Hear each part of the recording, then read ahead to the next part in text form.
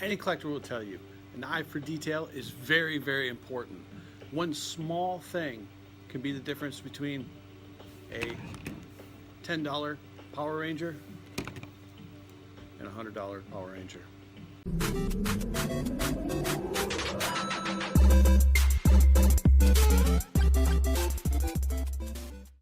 So the first thing I want to talk about is mispackaging or misprints.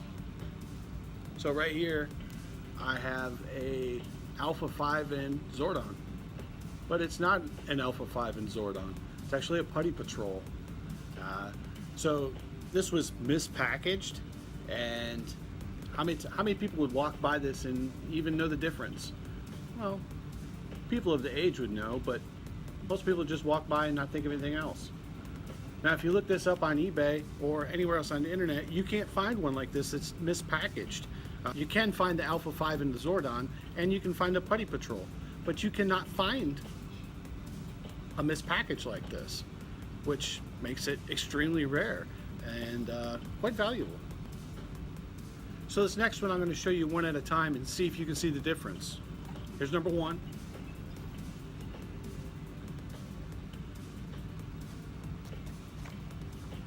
And here's number two.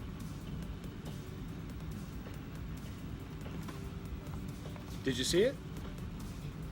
Probably not. This one's pretty subtle. So this particular toy came in a couple different variants, and if I put them up together, you can see that the batarang on one is faced up into the corner and one is straight across. If you can also see close enough here, they're different faces. So halfway through the production of this toy, they decided that they wanted to make it look more like Michael Keaton. And they did, which gave us two different Batman toys. Thanks, Toy Biz.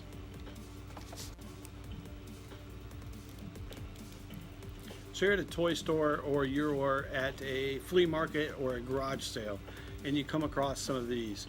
These are the flip head Power Rangers. So they made these, I believe, from 93 to 95. And you see them, and they're selling them for $5 to $10. But if you find this one, this is Adam.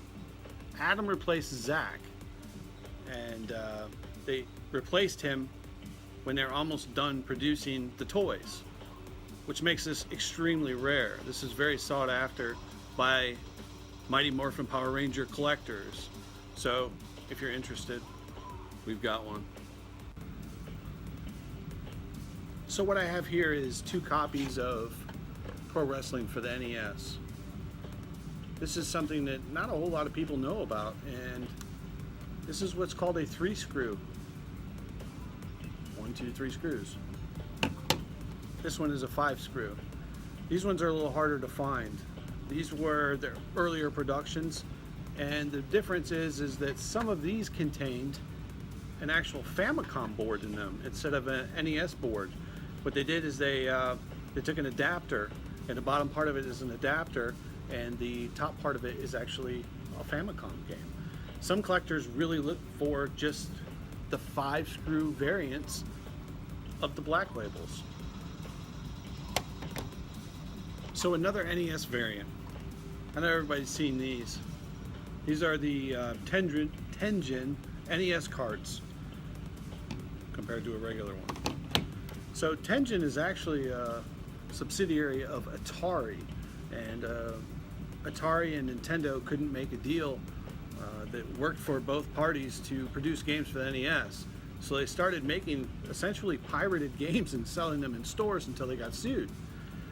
There's a couple of these games that were made for on both the Tenjin cart and an NES cart.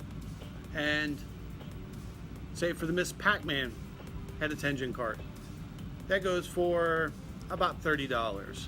But if you get the NES, the official version, it goes for $60 or $70.